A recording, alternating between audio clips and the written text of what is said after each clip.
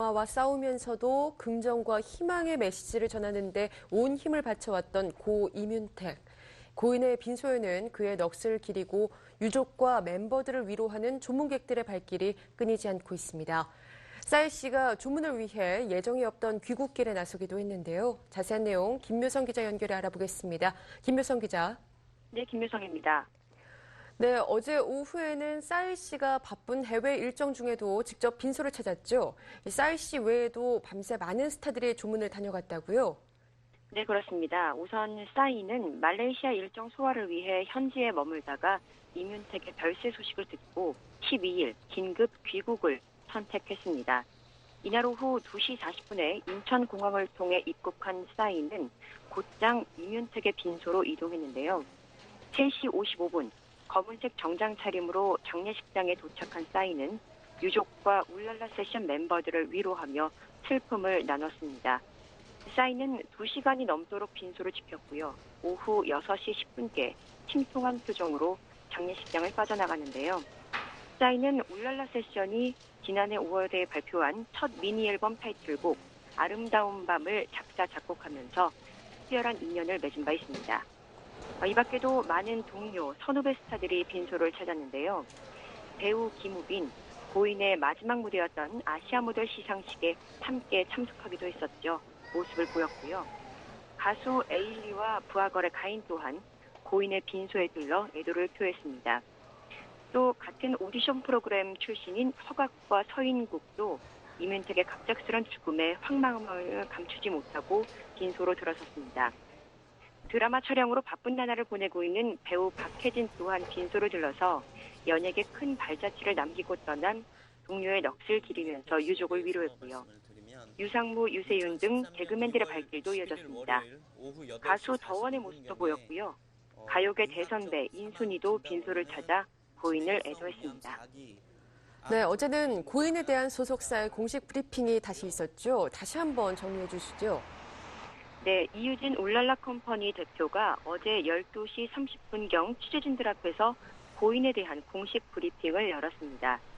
이 대표는 고인이 지난 11일 오후 8시 42분경 진행성 위암 4기 암종증으로 사망했다며 의학적 사망 원인을 밝혔습니다. 투병 중이던 고 이뮨택은 지난 8일 갑작스럽게 상태가 악화돼서 서울 신촌 세브란스 병원에 입원을 했는데요. 이후 11일 부인 이혜림 씨와 멤버들이 지켜보는 가운데 끝내 숨을 거뒀습니다.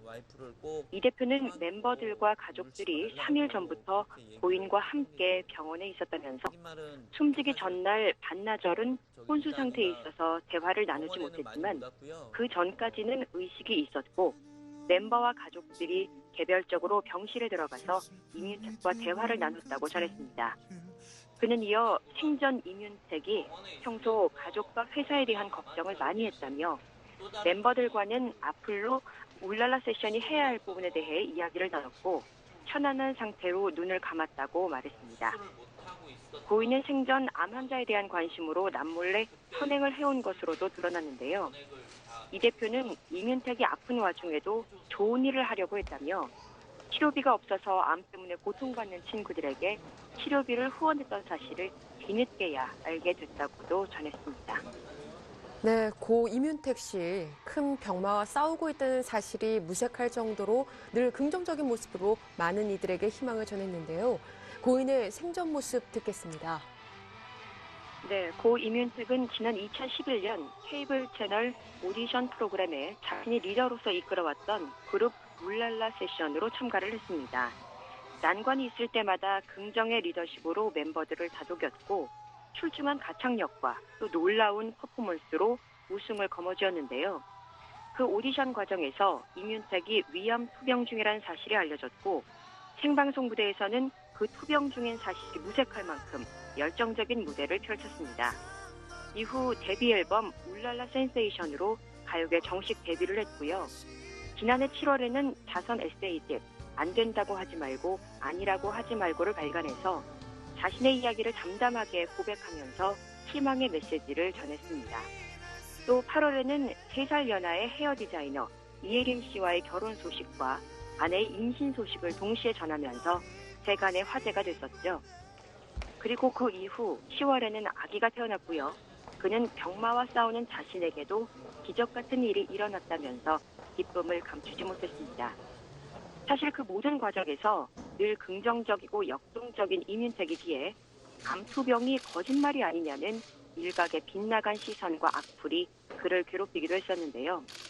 이와 관련해 어제 소속사 측은 일부 악성 댓글에 대한 법적 소송을 고려했지만 이민택이 만류했다면서 향후에도 고뇌 유지를 이어서 법적 소송은 하지 않을 계획임을 피력했습니다. 한편 이민택은 오는 4월을 목표로 새 앨범을 구상 중이었고요. 아직 떠나지 못한 아내와의 신혼여행도 계획 중이었던 것으로 전해져서 주위를 더욱더 안타깝게 하고 있는데요. 도전을 두려워하지 않았고 또 살아있다는 그 자체로 희망을 외쳤던 이민택은 사랑하는 가족과 끈끈한 우정을 나눴던 멤버들을 뒤로한 채 영원한 안식에 들어갔습니다.